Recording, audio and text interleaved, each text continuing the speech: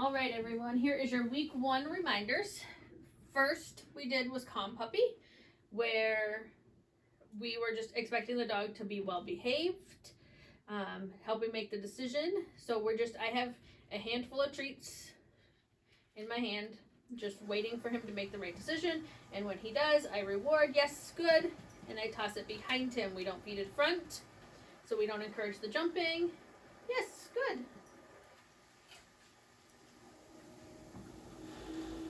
Drive. Yes, good. Drive. Yes, good. Uh-oh, it went under the wobble board. Get it. Good boy. Drive. Puppy, puppy, puppy, puppy. Good, yes. We're just encouraging him to have a calm demeanor and not be mauling all over me. And so if he was jumping, I would just wait him out, and as soon as he calmed down, and remember, they don't have to sit. So if sit's too much right now and they're just standing but not jumping on you, reward that, and then eventually work up to the sit if you want it. Good boy. So then we did some healing. We had a bowl. My bowl is still in the car. Lie down. Down.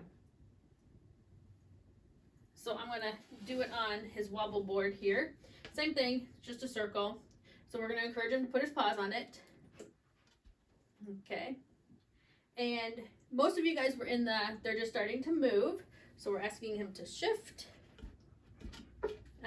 Nope. Pause. So a lot of times you can take a treat and kind of move it. Use your body to help get them to start moving. Just starting to move that rear end so they know how to use it, and you do both sides. Your dog, just like us, they'll be one-sided. So like we're left-handed or right-handed, they are the same. So they like to move one side but not the other. Once your dog is moving freely, we're going to start to create that reward position right here. And that's going to be our foundation for healing, is that the reward happens here, so you want to stay here.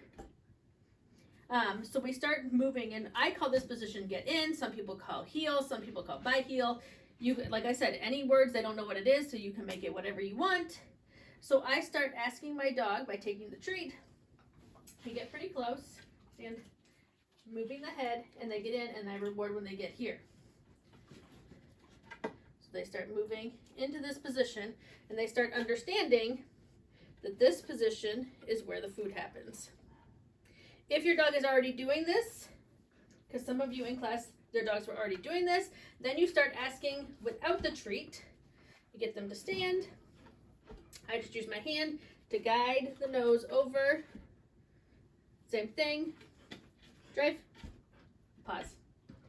Get in. Good boy. And it helps them get into heel position. If your dog is doing this really well, because there was a few dogs who were doing this really, really well, what you start doing is you start asking them to do it without all the motion. So you would just say, get in, and see if they will move themselves over. Get in. Yes, good boy. So you might have to start pretty close. Get in. Get in. Yes, good boy. And they start the movement over without really the whole maneuvering of your hand or anything like that. They start understanding to get into this position and stay over here. Can I have your wobble board? Can you get off it, please? Thank you. Then we did sit down and stand.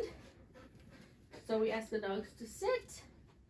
We asked the dogs to stand. If your dog's having a hard problem stand, just put your foot back here or pop them up. Sit. We do down. Go back up to sit. And what you want to do is if your dog knows sit down and stand, you don't want to treat every time. So you saw I did 3 or 4 things and then I treated. So you don't give a treat for sit and you don't give a treat for down. You're going to ask them to do more and get the same reward. So down. Uh-oh. Down. Down. And he's not going to listen today without a treat. Down. Good boy. Sit.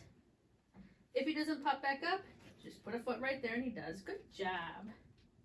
Then we're going to say stand. Guide him forward. Good boy. Sit. Good boy. Down. Good boy. So you want to be doing that Eventually getting it to not having to have any treats. Sit, good, down, good, sit, good, stand, good boy, with them. Here, torch, sit, stay, good thing. Then we worked some stays. If you have multiple dogs, you can kind of do like I do. I put one on a stay and work the other one and then switch them out. If that doesn't work for you, put them behind barriers, because a lot of times if you try to do one and you have another dog, it gets in the way. So we're going to work stays so we get them up. Back to sits. You want to start working them in that position over here as well, because when you're walking them on a walk and you stop and you ask them to sit, if you've only trained them to be in front, they're going to start circling and get in front. So you want to start training them to be on the side as well, that this is a position. And it looks different. So doing sit and down looks different from the side than it does in the front. Good boy. Okay, come here. So remember with stays. Nope, come here. Sit. Stay. You're doing short duration, so we're starting with the sit. We're going to say stay. We're just moving a foot and coming back. And rewarding when we get back. We're going to sit stay and move back. And if they're being very, very successful there, say stay, take 2 steps. But remember, you're always coming back to them at this point. Same thing, you're going to do it with down. And tell them to stay. A lot of times with the down stays, the hardest part is you standing up.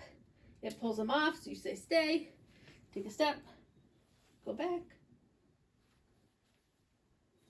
Good boy, and always reward back.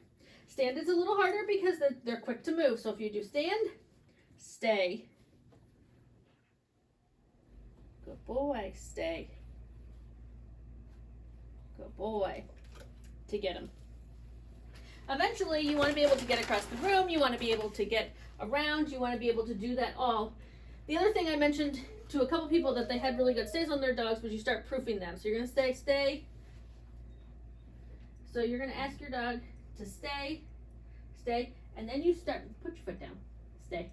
Then you start pushing them. Are they really going to stay? You can see he's starting to get real tense. Stop. He likes to shake a lot. And you start pushing him. Are you really going to stay? Can you hold that position? If I was, stay, to pull your collar, would you stay? Because I haven't released you. Are you going to stay or are you going to come up? Good boy. So that's when you really start proofing your stays. Sit. Stay. Because you start asking, wait, are you going to come? Or are you not? You start asking them. Okay, free.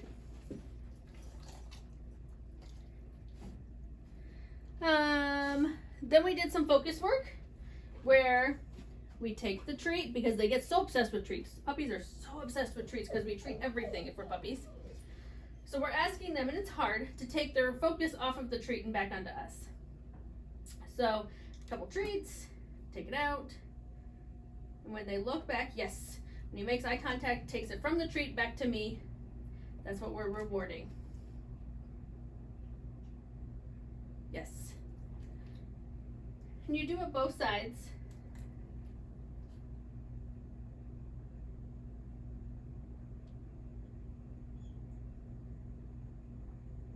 Yes. You just gotta wait them out. Because sometimes it takes longer than anything. Eventually you'll work up to you have 2 treats, put them on either side. Yes, good boy. And they have to focus on it. Good boy. And the last thing we worked on was the sit for greet. So you would have your dog tied to a door so that they can't follow you. I don't have a door down here. And he pretty much is pretty good about this. But your dog would be tied to a door. You're gonna walk up. They don't jump, then you reward it. You can move your hands all around. They don't jump, they get rewarded. We start jumping, woo! They don't jump, they reward it. The moment that they jump, if he was to jump, I'm gonna turn and just walk away. I don't say no, I don't give a correction, I don't do anything like that. I just turn and walk away. That's why being tied to the door is very helpful, because it keeps the dog away and they're like, wait, what's going on? We just walk up. And remember, you can say their name. Drive, drive, drive, drive, drive, drive, drive, drive, drive, drive. And wait for the jump. All right, so that's this week of stuff for you guys to work on.